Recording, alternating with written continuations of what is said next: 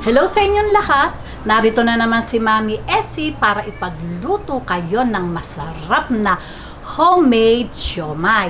Pero bago tayo magsimula, kung bago kayo sa aking channel, wag lang kalimutang mag-subscribe at pindutin ang bell button para lagi kayong updated sa ating mga video. Ngayon po, narito po ang ating mga kakailanganing sangkap.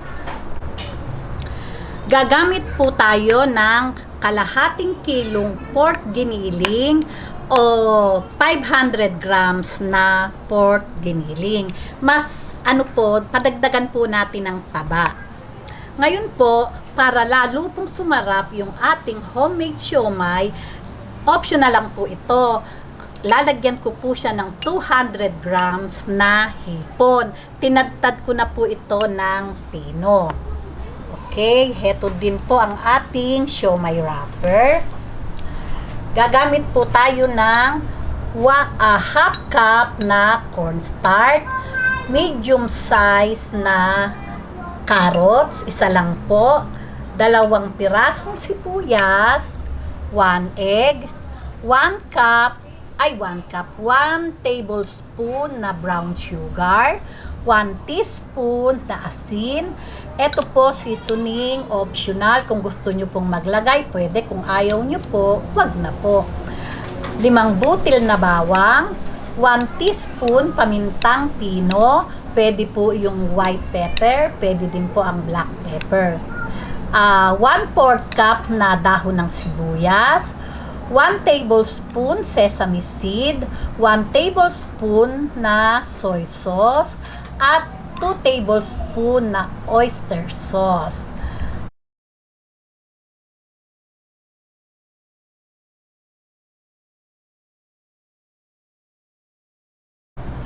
Ay siya, ako'y babalik dito. Nasa isip ko kasi po yung pangpalitaw. Sesame oil po, hindi po pala sesame seed. Okay, at may bonus pa po tayo. Para po kompleto yung pagkain natin ng masarap na siomai, ituturo ko din po sa inyo kung paano ang pagluluto o paggawa ng garlic chili oil. Okay, umpisahan na po natin yung pagtitimpla.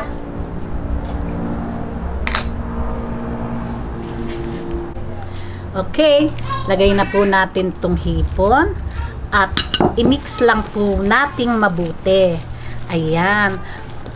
Kung gusto nyo pong matuto pa ng ibang mga lutuin, kakanin o mga homemade, pakibisita lang po yung aking channel at marami po kayong matututo ng iba't ibang lutuin. Okay? Ayan. Mix lang po nating mabuti. Okay, ngayon po mix na po sila. Ilalagay na po natin ng bawang. Ayan. Yun pong mga kumpletong sangkap ng mga niluluto ko po. Doon po sa dulo ng ating video, makikita nyo po lahat doon yung kumpletong sangkap. Ayan. Sabay-sabay lang po natin. Lagay po natin ng sesame oil. Simutin po natin at sayang, napakabango. Ang soy sauce, oyster sauce,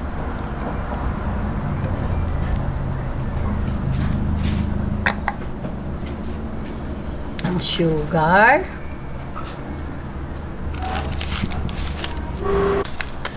ang ating seasoning, optional lang po yun ha. Kung gusto nyo po, kung ayaw nyo naman po, ay pwede rin.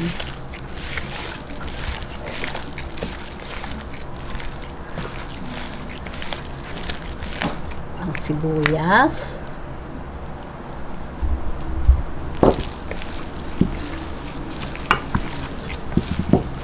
Kailangan po yung pong ating mga hiwa sa sibuyas, pinong-pino po.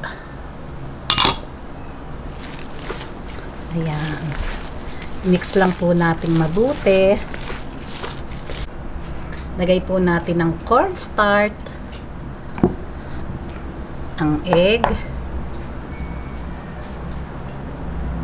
Ay, wala akong... Ayan.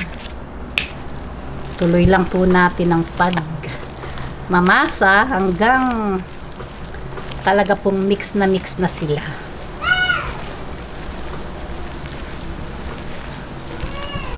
Okay, ngayon po, mix na po sila lahat. Ire-rest po natin to ng 15 to 20 minutes. Okay na po iyon para po lalo siyang maging malasa. Okay, babalik po ako. Ayan, matapos po nating i-rest to ng 20 minutes. Kapit na po ang lasa nito. Uumpisahan na po natin yung pagbabalot. Ang akin pong gagamitin ay 1 tablespoon.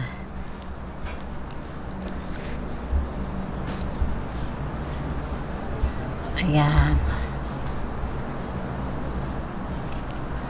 Lalagay lang po natin. Ayan.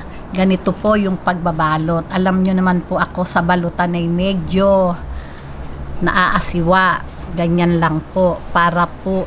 Ayan. Pagdidikitin po natin yung magkabilang dulo. Sumunod po yung magkabilang dulo.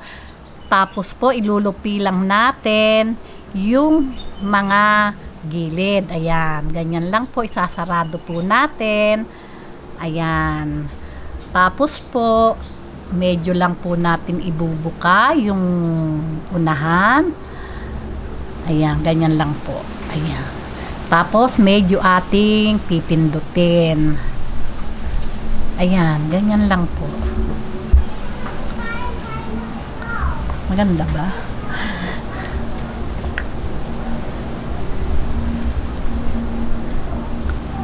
Medyo atin lang pong ipupus ng bahagya. Okay. Ayan. Balot pa po tayo ng isa.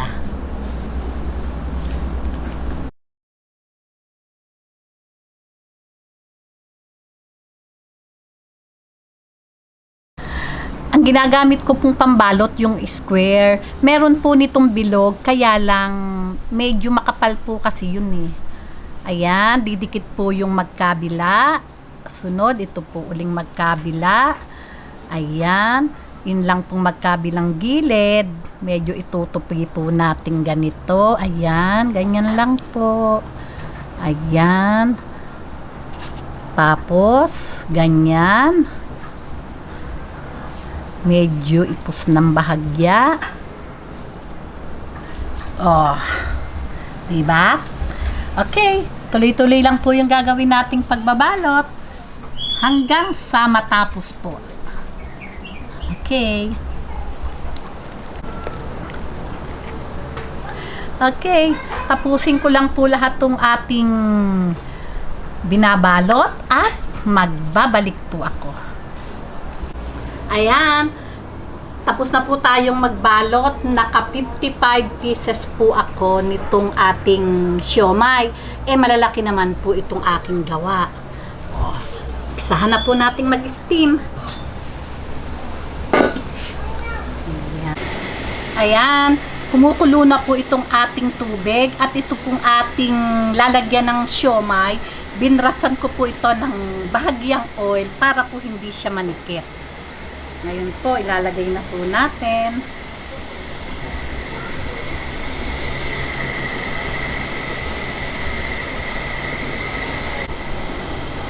Yung pong pag-i-steam, medium heat lang po yung ating apoy. Ayan. Okay, ngayon po, atin na pong takpan to at i-steam po natin to 20 to 25 minutes sa medium to low heat lang po na apoy. Okay, babalik po ako. Okay, habang ini-steam po natin yung ating siomai, ituturo ko po sa inyo kung paano yung paggawa ng chili garlic oil. Ito po ay mahina lang pong apoy. Ayan, mahina lang po. Magkasabay po yung ano natin, yung mantika at saka yung ating garlic at sili. Kasi po kaya mahina lang po yung ating apoy para po talaga hindi siya masunog at lumabas po talaga yung lasa nung sili at bawang. Kaya talaga pong low heat lang po yung ating apoy. Okay, halo-halo lang po. Okay, hayaan lang po muna nating mag golden brown yung ating bawang at kumatas po yung kanyang sili at magbabalik ako. Ayan, okay na po ito. Papatayin ko na po yung apoy dahil yung pong init ng oil, medyo po magda-dark brown pa yan ng bahagya. Okay? Ayan, naku, napakabango po. Ayan, itabi na po natin to para po sausawan natin mamaya. Ayan, napakaganda talaga. Ngayon, after 25 minutes, heto na po ang ating masarap na siomai. Nako, talaga naman, kabango-bango. Masarap po ito habang mainit. Ayan.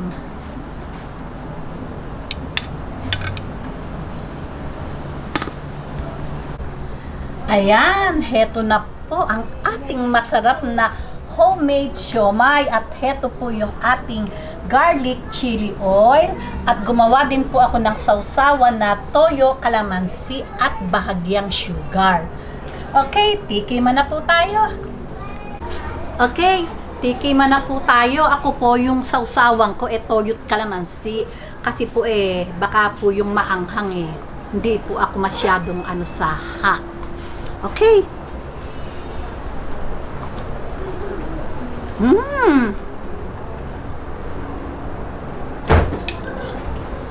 Talaga pong masarap. Tingnan mo na, isa pa po, bitin pa.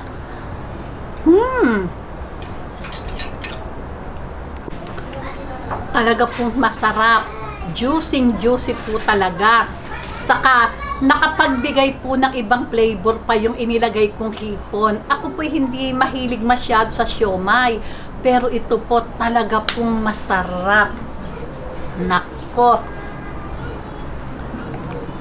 Gawin nyo na po at talaga naman po masisiyahan po ang pamilya nyo sa pagmimerienda nito. O paano? Kung nagustuhan nyo ang video na to, huwag lang kalimutang mag-likes and don't forget to share and subscribe. Babuus! Gawin nyo na po panalong-panalo talaga sa sarap.